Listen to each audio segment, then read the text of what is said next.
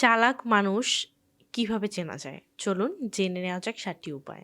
Number ১, তারা বেশি কথা বলে না, পর্যবেক্ষণ করে। চালাক মানুষ কখনোই নিজেকে ১ম এ প্রমাণ করতে চায় না। তারা পরিস্থিতি দেখে, বিশ্লেষণ করে এবং সময় হলে বলে, তাও সংক্ষেপে।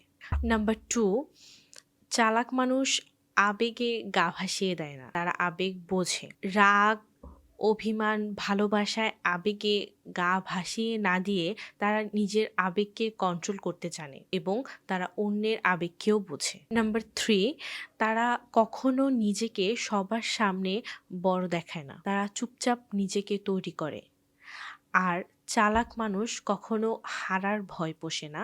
তারা জেতার কৌশল খোঁজে। নাম্বার ৪, চালাক মানুষ কখনো জেদি হয় না, হয় নমনীয়।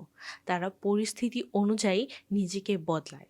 নাম্বার ৫, চালাক মানুষ সবার বন্ধু হলেও সকলকে বিশ্বাস করে না। কারণ তারা জানে ভুল জায়গায় বিশ্বাস করলে আঘাত নিশ্চিত। নাম্বার ৬, তারা ভুল করলে শেখে কিন্তু একই ভুল বারবার করে না। কারণ একটা ভুল একবার করা স্বাভাবিক। কিন্তু বারবার সেই ভুল করা হচ্ছে বোকার কাজ। নাম্বার ৭, চালাক মানুষ অপ্রয়োজনে নিজের মনের কথা সবাইকে উজাড় করে বলে না। কারণ তারা জানে সব কথা সবাইকে বলতে নেই।